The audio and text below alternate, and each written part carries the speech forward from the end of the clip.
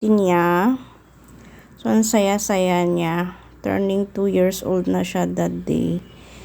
Ginawa lang naming advance kasi ipaalis na ako. Kaya, yun. Ang cute-cute niya. Happy birthday! Happy Birthday party kami sa house. Happy birthday! May mga bisitas. Happy birthday! Yan yung pinaka Blow na, daddy! moment na nasa-shock siya kasi may mga Blow! bisita. Yan. Blow! Pati si daddy niya inulong na mag-blow. Grabe naman pag Shock siya kasi ang daming visitor. Yan yung party niya. Konting salo-salong ginawa na para sa kanya for her birthday. So, nakaka-miss.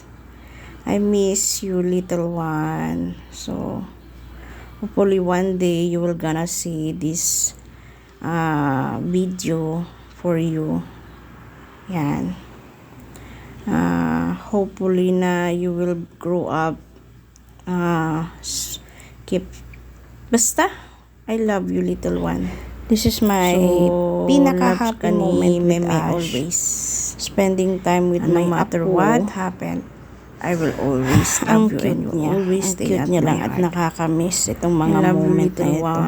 Yung birthday niya. So keeps staying nagtatampo siya sa akin. And at yung nagmo-moment kami sa beach.